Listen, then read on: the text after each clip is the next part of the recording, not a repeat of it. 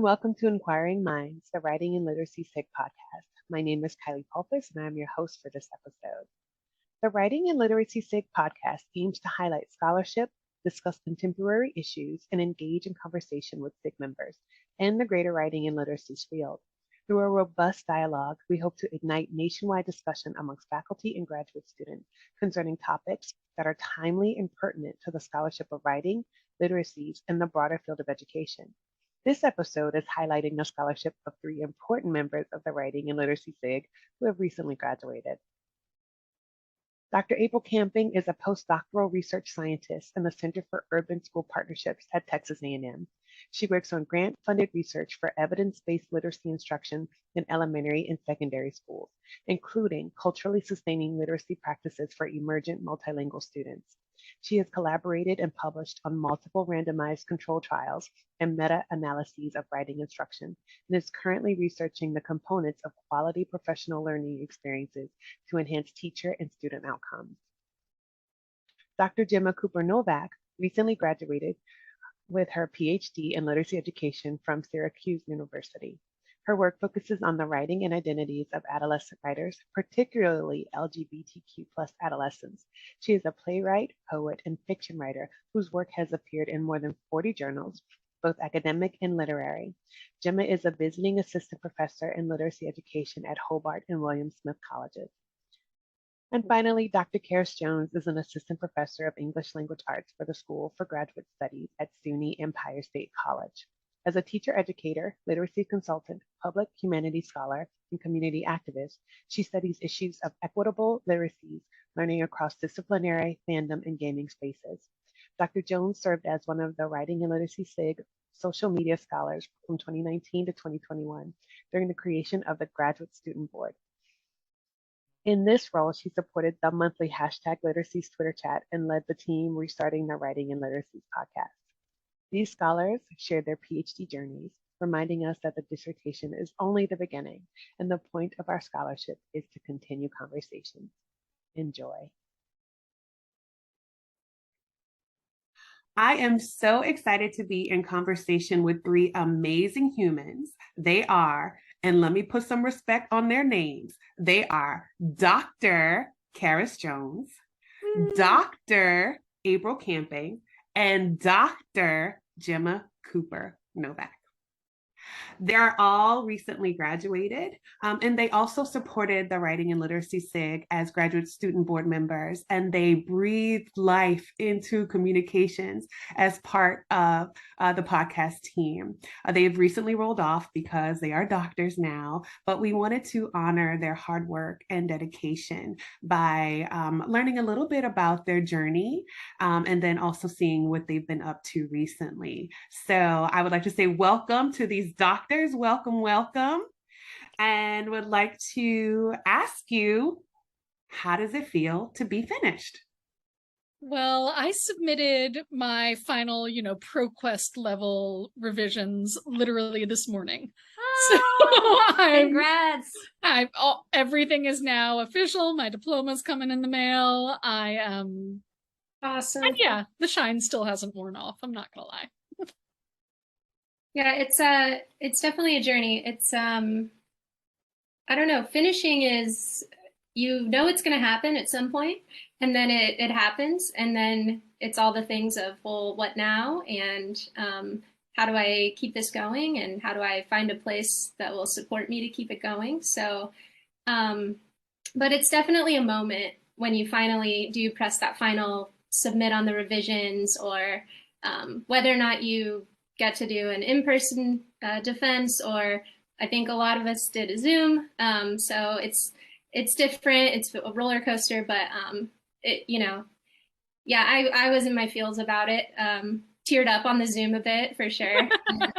But it's exciting, and it's great to have the community around you like we do here in the SIG, on the grad student board. It was a great experience, and yeah, I'm getting my feels talking about it. How about you, Karis? Aw. For me, I just remember being down to the wire, the minute I had to submit it. It was 11:59. I was like, oh my gosh, I hope that they take it. And I didn't realize that formatting the dissertation was going to be so intensive. I didn't do it until the last day. My advice is not to wait until the last day to format it. I think there's a balance there, though, because like my committee was giving me formatting advice like long before I was capable of accepting it. Maybe like a week. Yeah, a week to expect formatting to take about 3 days. Yeah, not one day. You'll be very sad at midnight. Like, oh my gosh, what did I do?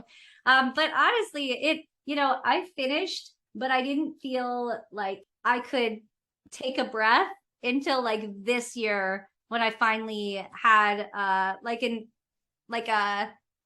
more than 1 year job, like a job that you knew was gonna like continue.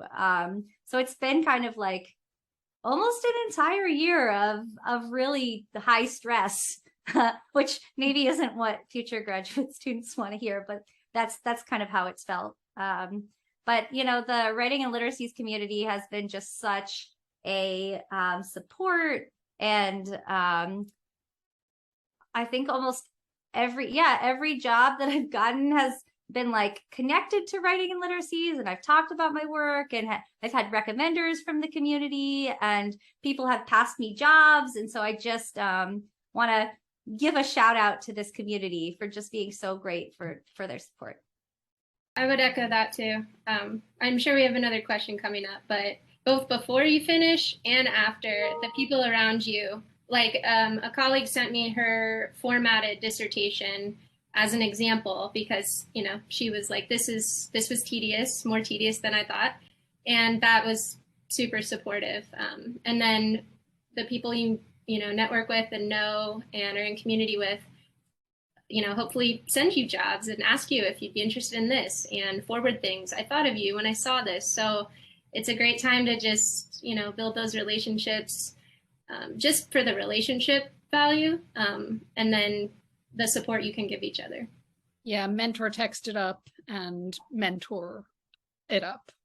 Really, the ways that you connect to each other are surprising.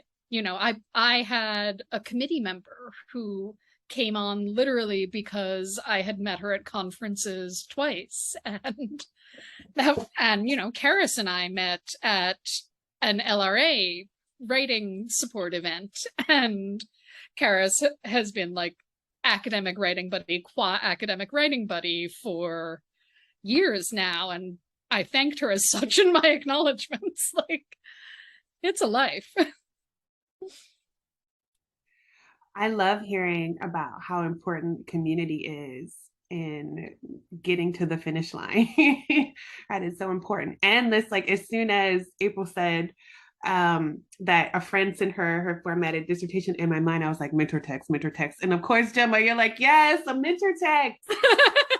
Mentor text. Yeah, no, I'm literally calling up Dr. Dutro on my committee and being like, hey, so somebody read this and was concerned about affect theory and methods. Can you send me some mentor texts that are affect theory methods chapters? And she's like, yes. And it gives me 3 writers right away. And I'm like, yes, this is how it's done. I love it. Yes, we work smarter. It's like, has someone else done it? Okay, let me look at it and see how to make it my own. I love that so much. Fantastic. Mm-hmm. Well, beautiful. Thank you. I was like writing down all your advice over here as I am in my 2nd year of my doctoral program. So again, this community, I got it. This community is incredibly helpful to me as well. But I want to know, tell us a little bit about your studies. Like what were you researching? Tell us all about it. Well, my work is on the affective experiences and writer identities of queer adolescent writers. And my dissertation was a work of practitioner research. So I was writing about an out-of-school time program for queer teenage writers that I was teaching. And that had its whole pandemic shift over. I had to fully rework my proposal, which of course had passed in January 2020. And then there was a lot of shifting around to make that work the next time around. But I worked with just an amazing and brilliant group of teenagers. And my work was also hybridized narrative inquiry. So I was doing very narratively focused storytelling about specifically like queer generation gaps. I'm a queer instructor, and that obviously became a big deal in how we were talking and approaching the work, and about the needs for queer history and queer historical narrative, both personal and meta, and about what it means to be forming a community of practice. And I also collaged poetry into the dissertation.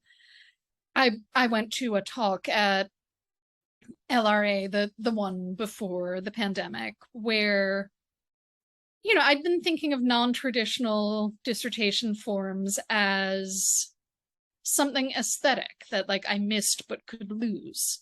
And I left this panel in tears, like actual literal tears. And I realized what I was talking about wasn't aesthetic. It was absolutely epistemological and ontological. Like, the art is a way of knowing and a way of being. It's not just a way of displaying. So I had to figure out structurally how to integrate that. And I was very fortunate to have a committee that, even when that wasn't the work they do, knew how to support me, knew how to support people who weren't there to just precisely follow in their footsteps. If we're talking about words of wisdom for current and future doctoral students, choose your schools based on who you can work with, not prestige. Call people in advance, have conversations, and even within schools, choose your advisor by working relationship. Choose your committee by working relationship. We can say more on that later about committee makeup, because I actually have a lot of feelings about that. But I want to throw the floor over to, if we're going chronological, I guess it's April. Okay, sure. So cool, Gemma. I just love hearing you talk about your work. Thank you. I could just keep listening to you, but I suppose I should discuss my stuff to, you know, jump on what you said about your advisors and your committee. Certainly, my advisors were incredible and so supportive through a lot of adventures during the PhD. Certainly, you know, pandemic, and then other personal, really intense experiences. So shout out to Steve Graham and Karen Harris for always being there. But one also side note, and I have a sticky note on my desk at all times about this, save your stuff in somewhere that auto saves and that cannot be lost. I lost a significant portion of my comps. I actually sent them off to my committee, and I realized that there was nothing in the documents. There was, 30 plus pages in each one, and it said the number of words and it said everything, but it was blank white pages. So back it up, so you don't have to experience that. Lesson learned. So my dissertation was on writing motivation for emergent multilingual students. And I had another study planned as well, already had the proposal done. And then schools went virtual, and that changed things. But luckily, my advisors had a backup plan for me. So we had a bunch of data on motivation and achievement for students from diverse linguistic backgrounds. At grades, we had 3 to 7. So we kind of broke it up, and we did some at the middle school level, and then looked at students as well from elementary. And so that was the focus of my dissertation. And we found a lot of interesting stuff. It was limited in the sense that if we had more access, it would have been great to do interviews. It would have been great to learn more about just the dynamics of their responses, because it's hard to get at all that just by checking a box on a survey. But we learned a lot. We learned about there's a lot of motivation, and that's not something we get at enough in instruction. Certainly teachers have plenty on their plate, and it's hard to figure out how do you work that in. But the students were motivated to write. They were motivated by a lot of different factors, both in school and out of school, and dependent on their experiences in writing communities, which was broadly defined. But it was powerful, and it was interesting to learn about as far as I guess the way we can come in with preconceived notions of what kids can and can't do, and what motivates them and what doesn't. So yeah, that was it. And I just I'm working on some revisions now for it, but finally got it into to a journal, and just hopefully have to fix some things up, and we'll see if they like what I've done. But yeah, I'd like to do some follow-up from there. There's not enough work on writing specifically, you know, for students that aren't you know, in one specific niche of the classroom. So looking forward to more work on students and their writing in their home language, how we can integrate that more, especially with, you know, monolingual teachers. What can we do practically, and how can we be supportive of home language use, heritage language use, and emphasize it as a powerful asset and as an important part of identity.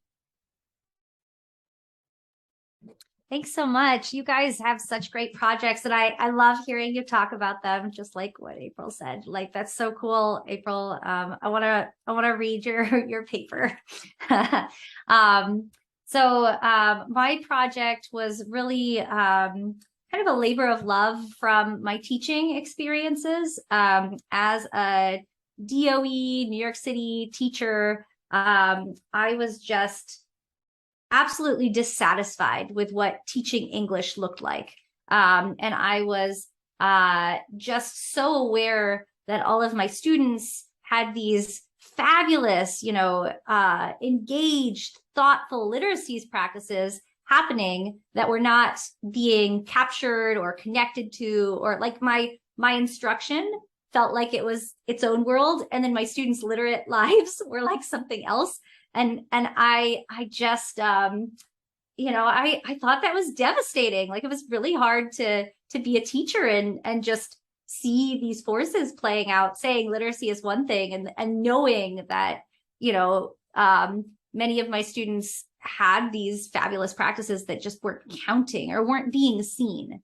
And so I really appreciate my advisor supporting Sarah Beck, Dr. Sarah Beck at New York University, this dive into design work, particularly around fandoms and how to bring fandom literacies into formal classroom spaces. And if I have to shout somebody out, Scott Storm is my BFF at NYU. He's a fabulous teacher, and he really opened his classroom up for me to work with him and work with his classroom, and just like welcomed me into his class community to design like a dream class. We designed this course for high schoolers in a public school, not screened, you know, called Fandom Kingdom. And in that course, we had students select texts to analyze. And so they picked things like Grey's Anatomy, Dragon Ball Z, just texts, Stranger Things, The Joker, just like texts that were meaningful to them right then in the moment. And we built a course around that, and we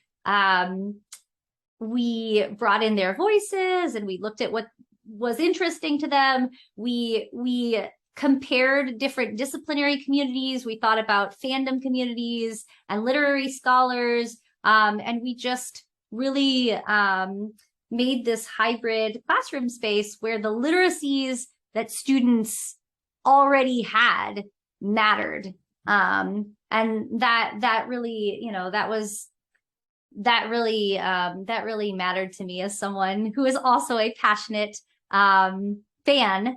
I just think that we are really remiss as teachers when we don't see what our students are already doing. And my dissertation was a 3-paper dissertation, and each one was kind of a love letter to a different community that I wanted to talk to. One of them was actually to like our writing and literacies community, and that one was thinking about passionate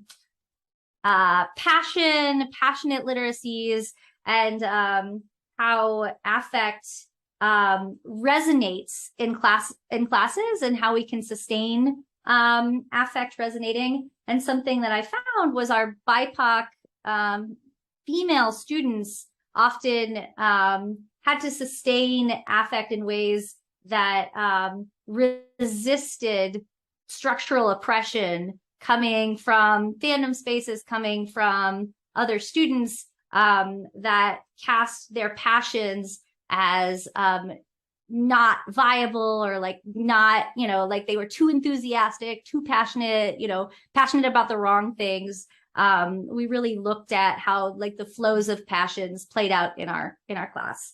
I had another paper to my learning sciences community, really thinking across contexts, like how did one focal student positioned as a struggling writer actually do some fabulous composition work, drawing on repertoires from different spaces, fandom spaces, relational spaces, family spaces, hybrid spaces, just looking across many different types of repertoires that she brought in. And then my last one was thinking about methods. I was super interested in social design experiments, which were conceptualized by Gutierrez and Vasugi. And for me, it was very hard to find like a step-by-step process. How do you actually do this? And so Scott and I, really tried to write out how we worked with students, how we worked as a class, to do this kind of participatory design. So I'll stop there, but there's so much more to say. Well, I mean, also the universe needs to know that Karis did her actual defense in cosplay. Oh, that's true. That is actually really important for future doctoral candidates to be aware of.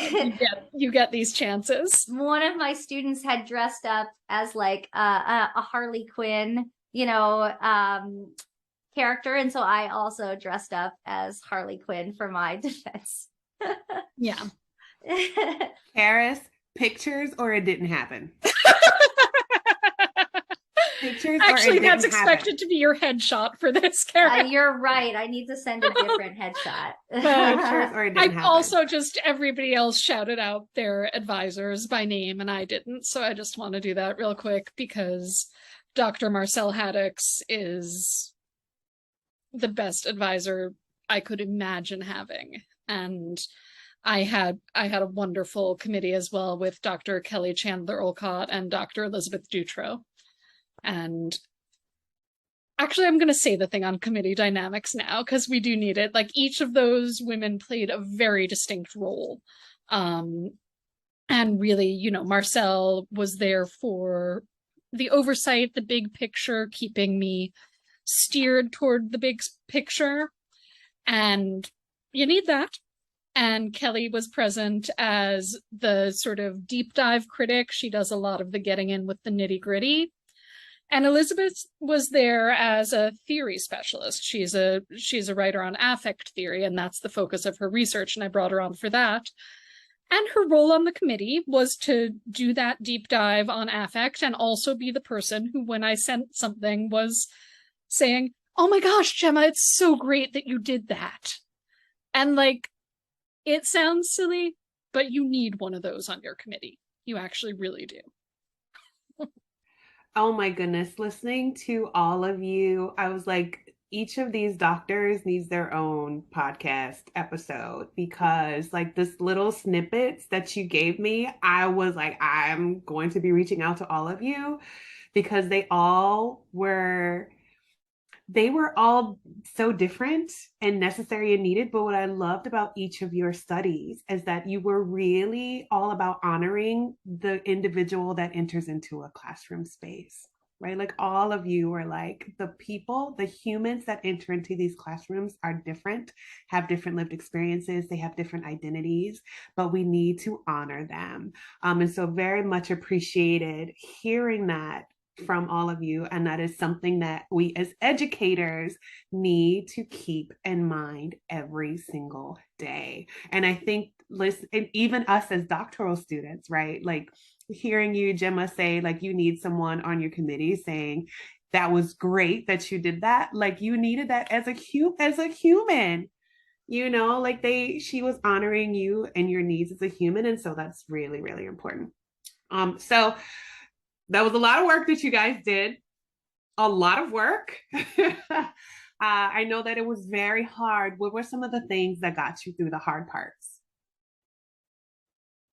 I want to say that talking with Scott, just like being able to sit down and talk about what we were excited about and like look at the data together, and say like, oh, we want to say this to this, this conference, or we're going to submit to this journal. That really got us through. I think like this imagining forward of, oh my gosh, our communities are going to like be so excited about this. It's going to be so cool to write for this.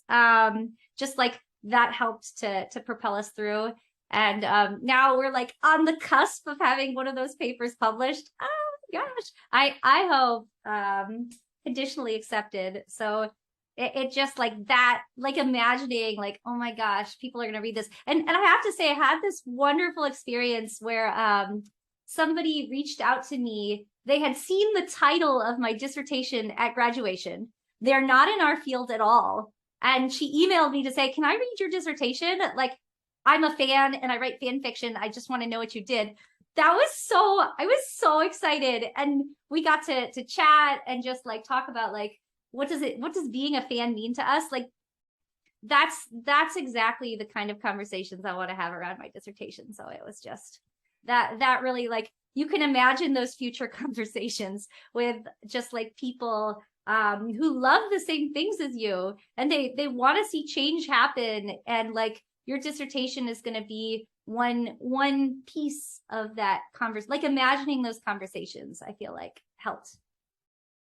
Yeah, I think the conversation piece is essential from day one. I think Karen and I had any number of conversations about what the dissertation would look like. I mean, and it evolves and it takes shape from the very beginning, especially when you're learning a bajillion new things in your program. You're like, well, I'd really like to look into this. And then you find out great people have done work on that. And then how can I build on it? Or, well, what about this field? There's so much happening, and it's exciting to immerse yourself in it, but the conversations you have around it really can help shape the direction you take with it, or, kind of in a related field. And then I think just on the practical side, talking with folks about perspective and what's missing here, whose perspectives are missing in this. That was important to me with my committee. Just it was a unique group. Everyone involved had an expertise, and that was purposeful because you can't have an expertise in everything. So I think working through the friction of those moments, but with a supportive group, was impactful. And then there's just the general the general process, I guess, of sometimes you really just have to grind it out and get it done. And then sometimes you have to step away from it and do something else. You're doing a lot of writing, a lot of reading, a lot of thinking, a lot of reflecting. And it's hard to give enough time and space to all those things all the time. So I had moments where I just hit a wall and couldn't think about it anymore, had to step away. You know, family and friends are obviously important. My dog, wherever she is. Oh, she's right here. So, you know, those things of just a little reprieve, but then side by side with the people who will keep pushing you, I think was the only way I got through. Absolutely. And thank you for shouting out your dog, April, because like writing a dissertation in a pandemic, I could not have done that without my dog. There is no doubt about that. I mean, I came to it from a weird perspective because I was a writing coach for many years, and I'd actually coached like at least a dozen people through their dissertation processes by the time I got here. And amazingly enough, you can't coach yourself. That's not actually a thing. So that unease sat with me for a while, and you also come to a lot of people, you know, when you're in a space where a lot of people have done this, they say things to you assuming your experience will be the same as theirs. And I got you know, in the fall, I got a lot of, oh my God, you must be so completely absorbed by it. Oh my God, that must be taking over your entire brain. And all I could think was, it's not. What's wrong with me? And that, you know, the thing with practitioner research is I was researching practice I've done many times. Like, obviously, this was different and I worked with it differently, and I'd never actually had a group of all queer youth writers, and that was very different. But I'm used to running multiple classes for youth at once. I'm used to teaching in multiple different spaces in multiple different ways at once. And putting the sudden spotlight on one and putting that analytical depth into one felt new and odd to me. And I didn't quite know how to process this sense that it was supposed to be different. And I didn't exactly know how to write a narrative dissertation, even though I very clearly knew that I had to. And so those two things combined just made the fall very uphill. And then somewhere in March, I noticed that it had taken over. I noticed that it had become that all-consuming thing that everybody told me it was going to, and I felt like something was wrong with me for it not to have done. And if you have a disciplined practice, if you can trust yourself to go away from something and come back, which is something I'm always telling my coaching clients they need to do to build that relationship of trust with their writing, then let it take its journey. Like that was big for me, is just having people in my life who were interested in it, having people in my life who were uninterested in it, being able to insert it into conversations when I needed to think something through, being able to leave it when I needed to leave it.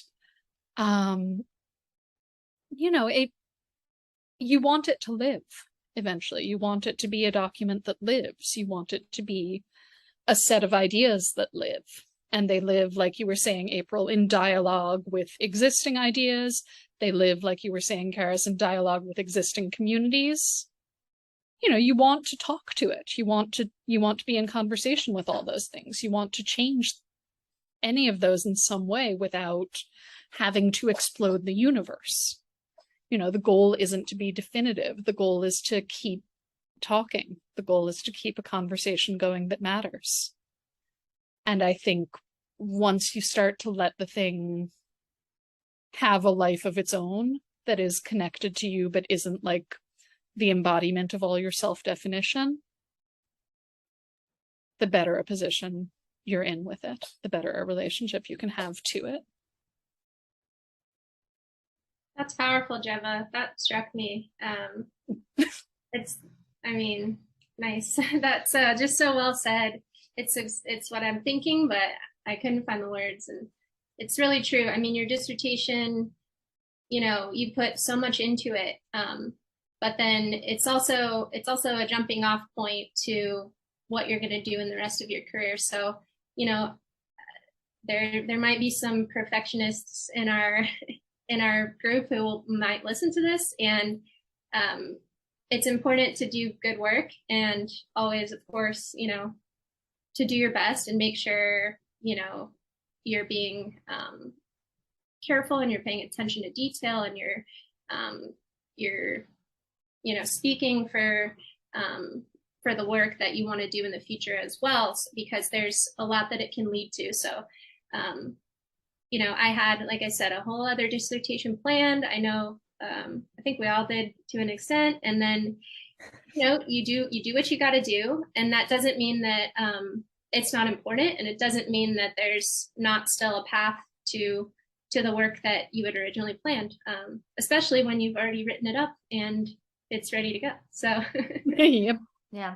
One thing I wanted to say that was interesting to me was like when I wrote my dissertation, I felt like I've revised this so many times, gotten so much feedback. Like it just felt like, okay, I can't do any more on this. And then when I sent it out to journals, it was like, and there's still more to do. It's like you're getting this advice from your mentors, and your mentors are very close to your work, and it like feels very, contained. And then you send it out to a journal and you have to expand it for this much wider audience and for all these different concerns and people. You pick a dissertation committee that knows your methods, that knows the field and whatnot, and then you send it out to the journal and suddenly it's a much broader audience. And so I found, I think, I'm thinking about people who are feeling like perfectionists. Like, I don't feel like my dissertation was the final stage of that work.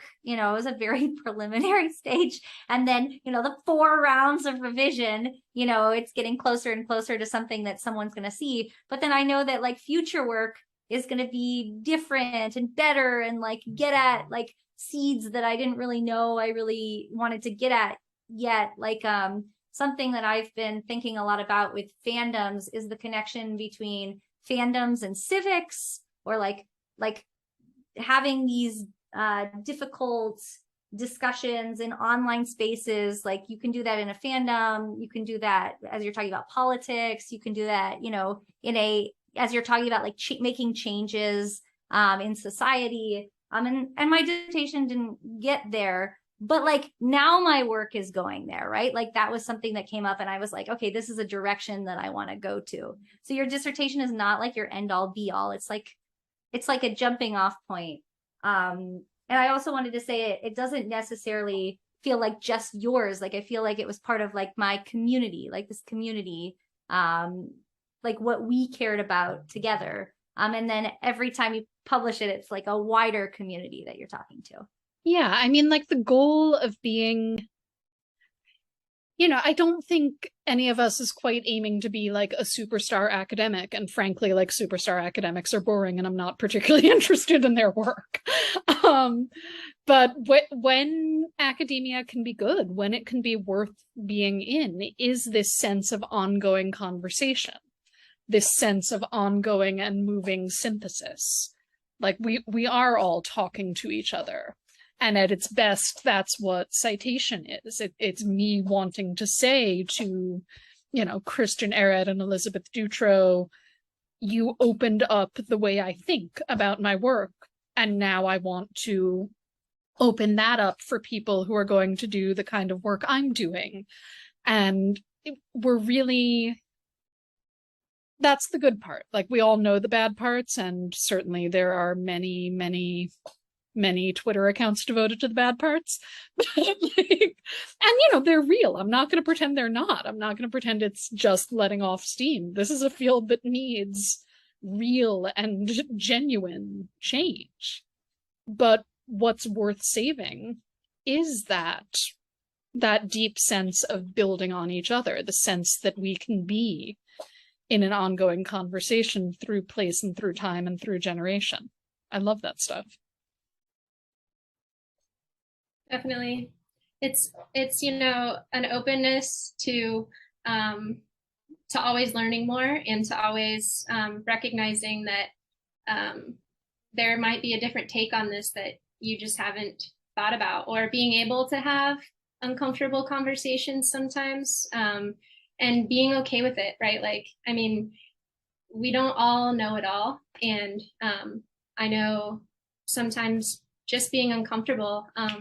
My colleague at Texas A&M, CJ Harmon, Willie Harmon, has an exciting dissertation coming out, and he used the term in a conversation we were having of productive friction, and I love it, and I think about it all the time because, yeah, it's okay to have to work through that stuff, and I think that idea of, you know, it's an ongoing dialogue where, you know, out of which pops really cool research, out of which pops things we have to think about further and look into further.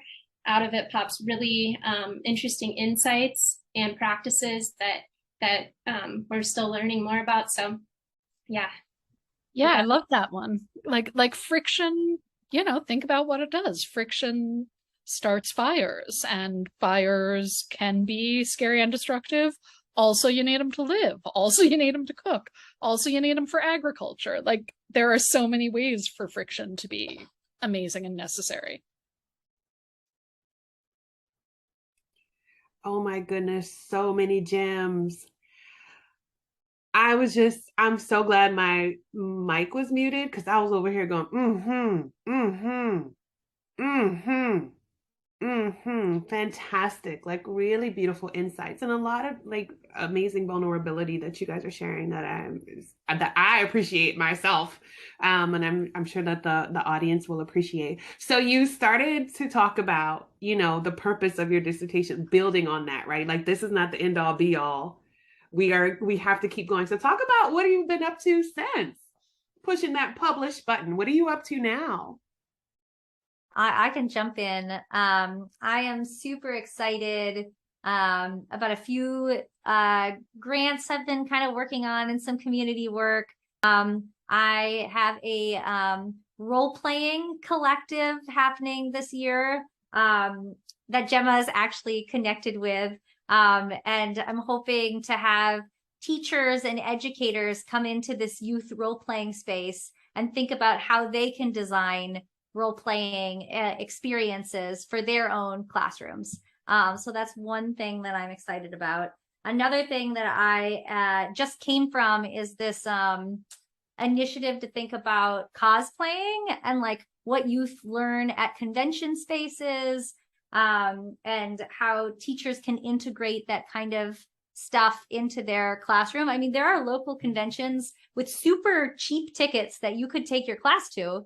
And like, how would you build a unit around that to support students unpacking? Like, how do I enjoy passionate fan spaces? How do I disrupt toxicity? How do I, you know, humanize other fans and characters? There's just all this really cool stuff that educators can do, like right at the margins of classrooms and fan spaces.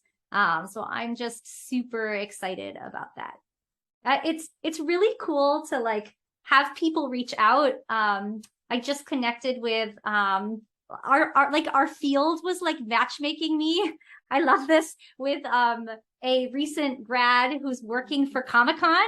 They were like, you guys need to like do a study together. I was like, oh my gosh, we do. So it just is so exciting to be able to collaborate with people. You know, now that people know who you are, they can help you find other people to, you know, just have these beautiful conversations with.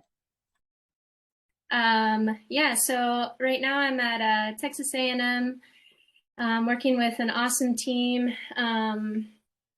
Dr. Kayla Jakumer, Dr. Deborah McCowan, and we're doing grant-funded work in a bunch of schools in Texas for evidence-based literacy instruction.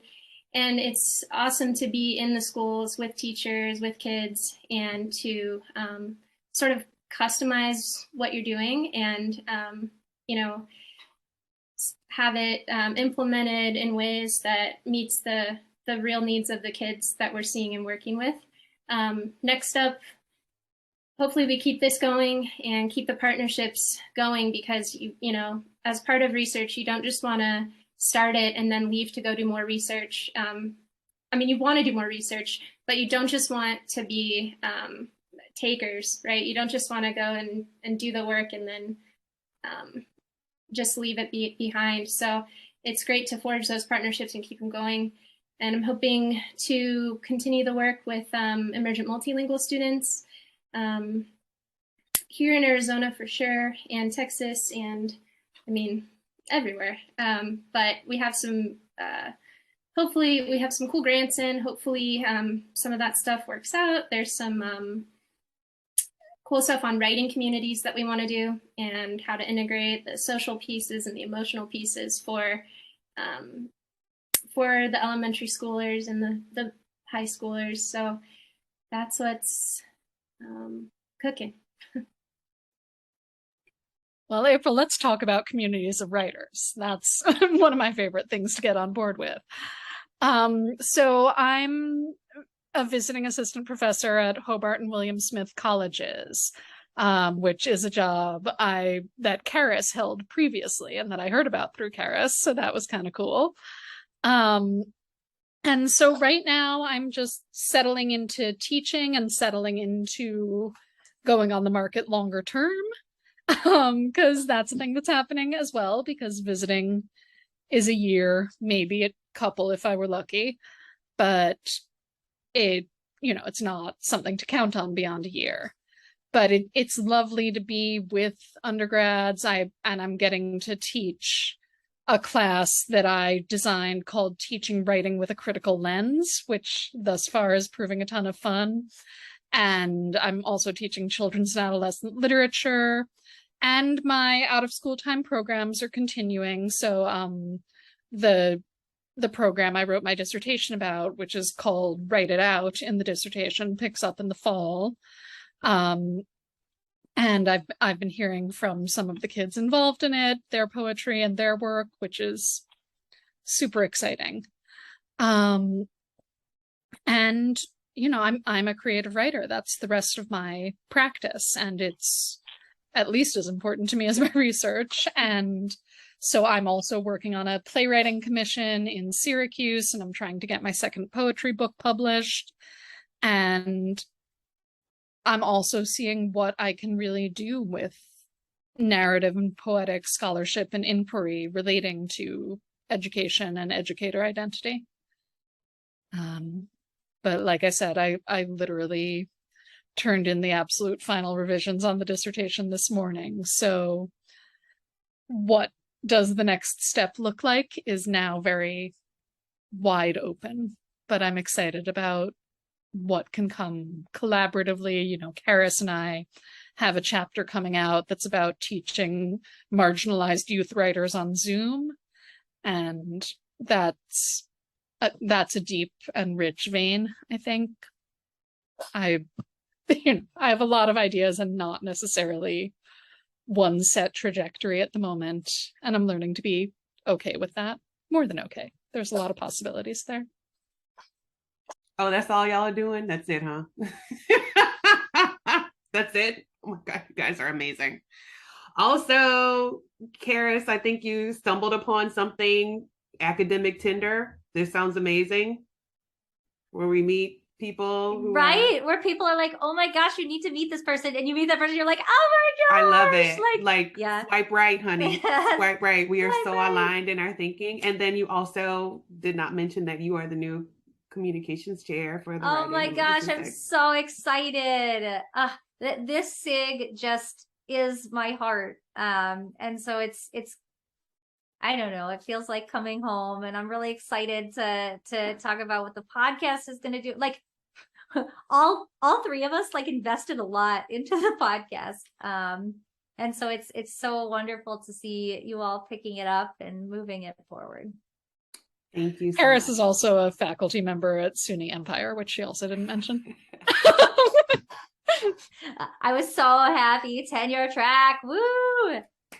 Yes, it was Congratulations. wild. I will tell anyone who wants to talk about being on the job market, I'm happy to talk about it because I was so discouraged. Gemma heard a lot of me being discouraged and was like, don't be discouraged, Karis. It's gonna be fine.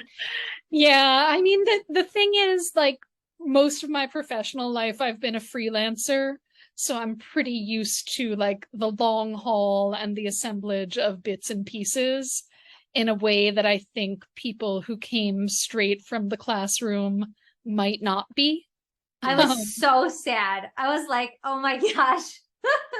I was ready. It was like, okay, if I don't get a job, I'm going to work for this community grassroots organization. I'm going to write these grants. I'm going to fund myself. Like I had like plans A, B, C, D. And you know what? What would be wrong with that? Those are all great things to do. If I don't have a job in the next couple years, I'm starting a professional association of writing coaches. Yeah, right. Like there's a lot. Which I might do anyway, but not this year.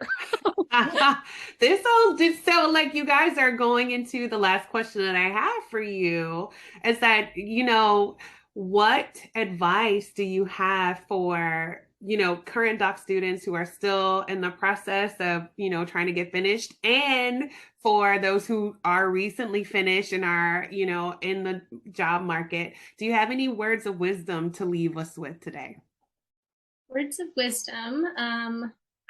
I'm always acquiring the wisdom myself still. So I think some of the more helpful things I've learned from others, just, and we've said this a lot, I guess it's a theme, just to stay in communication with the folks who are doing the work in your field. And then don't forget as well, just to read broadly.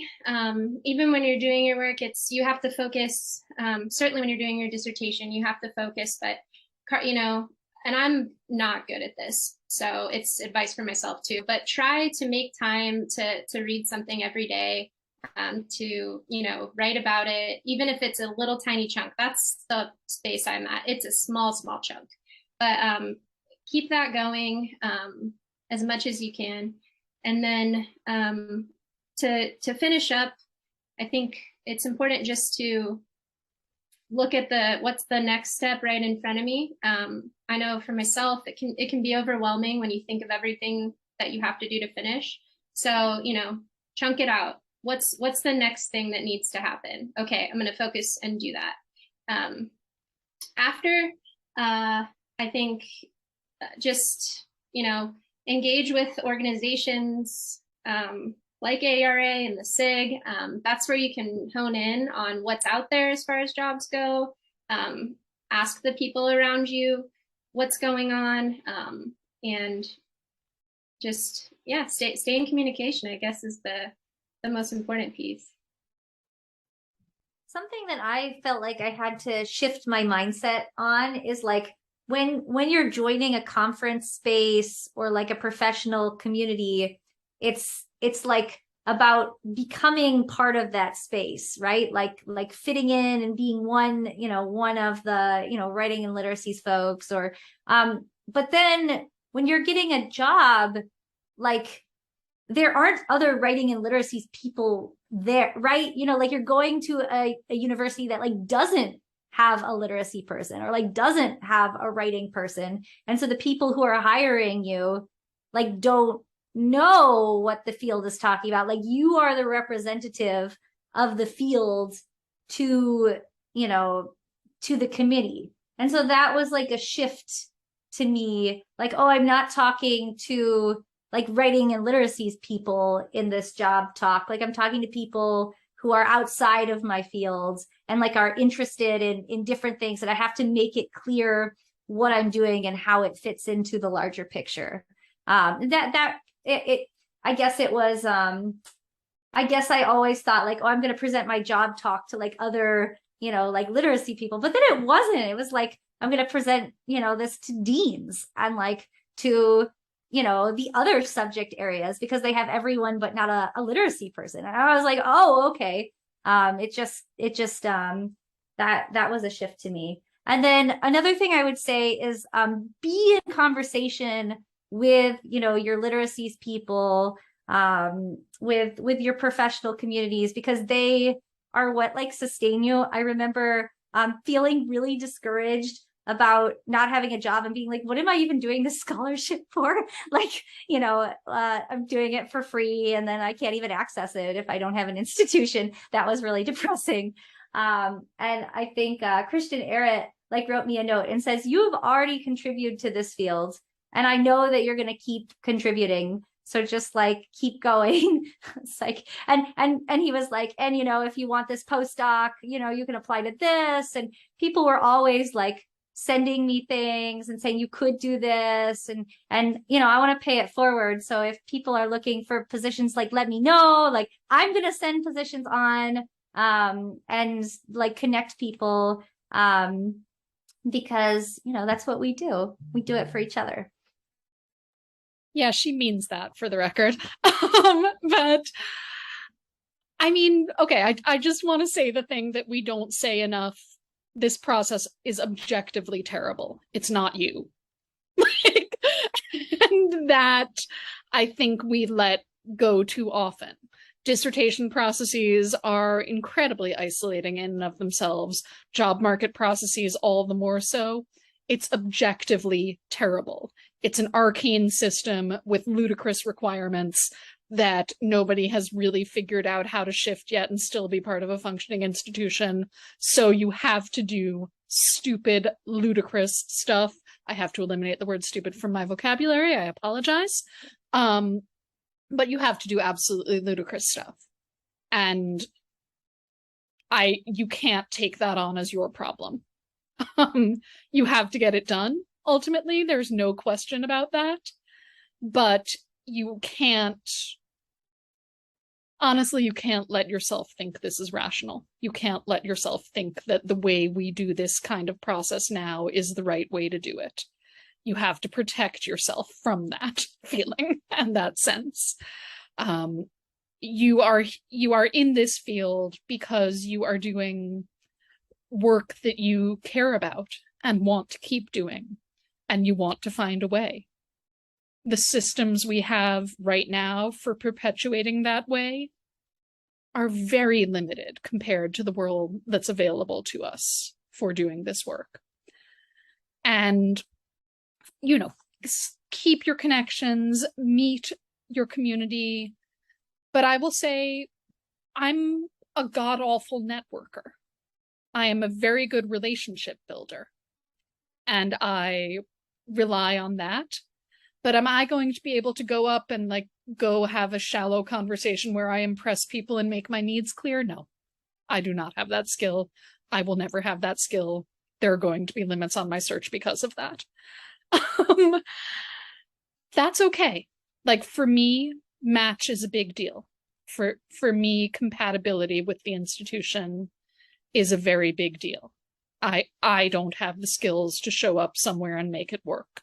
Some people do. I think Karis does, for instance. I don't. It's okay. Know who you are.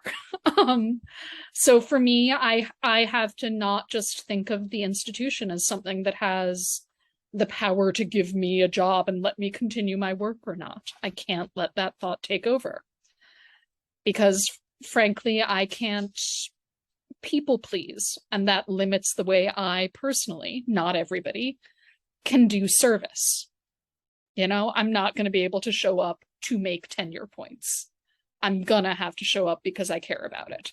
So I have to be at an institution where there's enough stuff I care about to make that function. And that's something I, knowing myself, knowing my work, have to think critically about on my search in a process that is very painful to everyone involved with it. You can share that pain. We've all been there. We're all going to continue to be there. And you can rely on others around you to help you get the work done through it anyway. Oh my goodness. Powerful last words. Thank you, beautiful doctors, for your insights, for your honesty, for your vulnerability. I, as someone still in the process, felt both seen listening to you all, but also motivated and inspired.